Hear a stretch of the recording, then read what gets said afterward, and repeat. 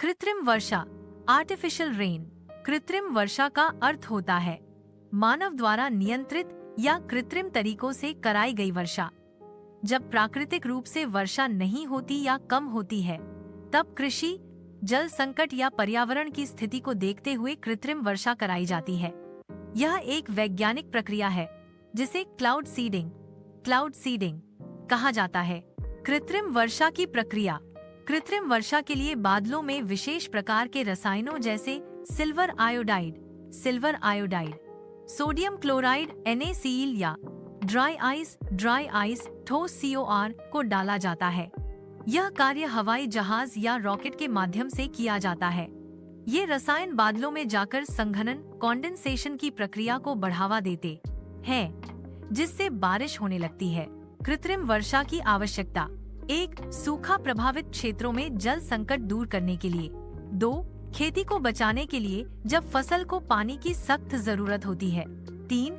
जलाशयों और बांधों में जल भराव के लिए। 4. वायु प्रदूषण को कम करने के लिए, जैसे दिल्ली में स्मॉग हटाने के लिए। 5.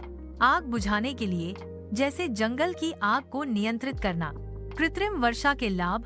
सूखे और अकाल से राहत, फसलों की सुरक्षा और उत्पादन में वृद्धि, पीने के पानी की उपलब्धता में सुधार, वायुमंडलीय प्रदूषण को कम करने में सहायता। कृत्रिम वर्षा की सीमाएं और चुनौतियां। यह तकनीक महंगी है। हर प्रकार के बादल इस प्रक्रिया के लिए उपयुक्त नहीं होते। मौसम की अनिश्चितता के कारण परिणाम गारंटी शुदा नहीं होते। पर्यावरणीय प्रभावों को लेकर भी चिंता जताई जाती है। निष्कर्ष। कृत्रिम वर्षा विज्ञान और तकनीक की एक बड़ी उपलब्धि है, जो प्राकृतिक वर्षा के अभाव में एक विकल्प प्रदान करती है। यह जल संकट, कृषि समस्याओं और पर्यावरणीय चुनौतियों से निपटने में सहायक हो सकती है, लेकिन इसका उपयोग सोच समझकर और संतुलन के साथ किया जाना चाहिए, ताकि इसके दीर्घकालीन प्रभावों को भी ध्यान में रखा जा सके।